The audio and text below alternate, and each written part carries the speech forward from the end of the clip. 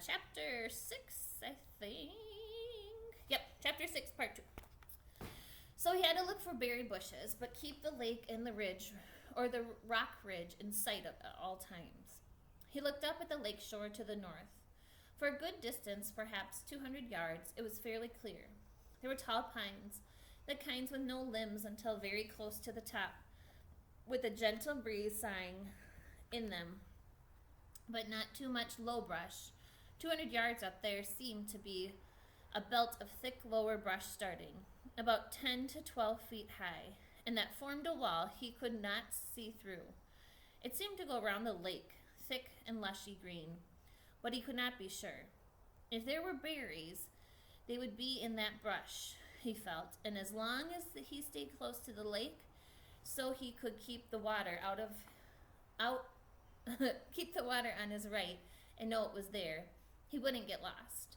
When he was done or found berries, he thought he would just turn around so that the water was on the left and walk back until he came to the ridge and his shelter. Simple. Keep it simple. I'm Brian Robeson. I have been in a plane crash. I am going to find some food. I'm going to find some berries. He walked slowly, still a bit pain in his joints and weak from hunger, up along the side of the lake.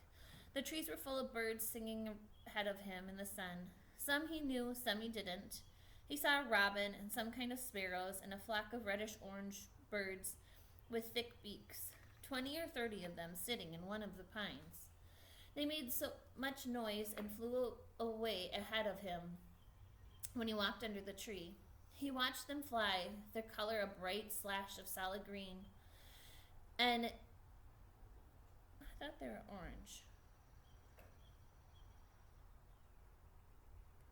That's weird. I thought they were orange birds, and now they're telling me it's green. He watched them fly, their color a bright slash and solid green. Oh, maybe it's a tree. And in this way he found the berries. The birds landed in some taller willow type of undergrowth with wide leaves and started jumping and making noise.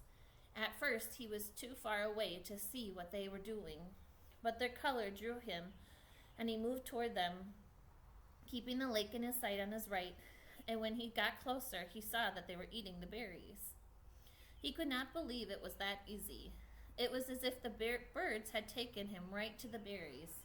The slender branches went up about 20 feet and were heavy, drooping with clusters of bright red berries.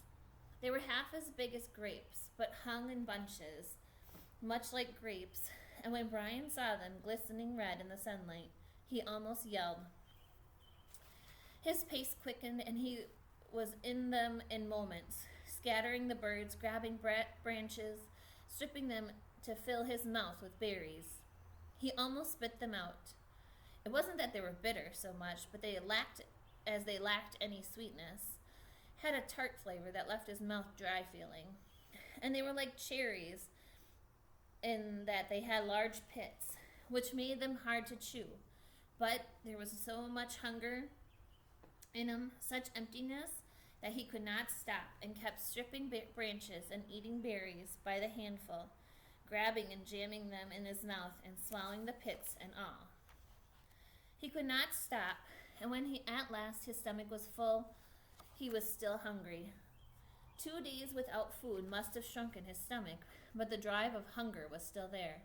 Thinking of the birds and how they would come back into the berries when he left, he made a carrying pouch of his torn windbreaker and kept picking. Finally, when he judged he had close to 4 pounds in his jacket, he stopped and went back to the camp by the ridge. Now, he thought, now I have some food and I can do something about fixing this place up. He glanced at the sun and saw he had some time before dark. If only I had matches, he thought, looking ruefully at the beach and lakeside. There was driftwood everywhere, not to mention dead and dry wood all over the hill and dead dry branches hanging from every tree. All firewood and no matches. How did they used to do it, he thought, rub 2 sticks together? He tucked the berries in a pouch and under his overhang in the cool shade and found a couple sticks. After 10 minutes of rubbing, he felt the sticks, and they were almost cool to the touch. Not that, he thought. They didn't do fire that way. He threw the sticks down in disgust. So no fire, but he could still fix the shelter and make it, here's the word, safer, came into his mind, and he didn't know why. More livable? Kind of close it in, he thought. I'll close it in a bit. He started dragging sticks up from the lake and pulling long dead branches down the hill, never getting out of sight of the water in the ridge. With these, he interlaced and wove a wall across the opening in front of the rock. It took over 2 hours, and he had to stop several times. He still felt a bit weak, and once because he felt a strange new twinge in his stomach, a tightening, rolling. Too many berries, he thought. I ate too many of them. But it was gone soon, and he kept working until the entire front of the overhang was covered, save for a small opening at the right end, nearest the lake. The doorway was about 3 feet, and when he went in, he found himself in a room almost 15 feet long and 8 to 10 feet deep, with the rock wall sloping down in the rear. Good, he said, nodding. Good. Outside, the sun was going down, finally, and the initial coolness of the mosquitoes came out again and clouded in on him. They were thick, terrible, if not quite as bad as in the morning, and he kept brushing them off his arms until he couldn't stand it, and then dumped the berries and put this torn windbreaker on.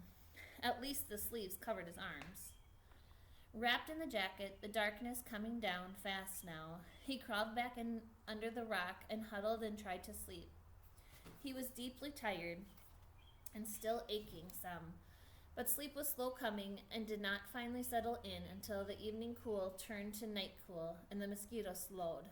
Then, at last, his stomach turning on the berries, Brian went to sleep. All right. Chapter 7 is coming up. I'll do that one tomorrow. I hope you're enjoying it and watching it. My YouTube, I'm still a YouTube star. I'm very proud of myself. I'm just kidding.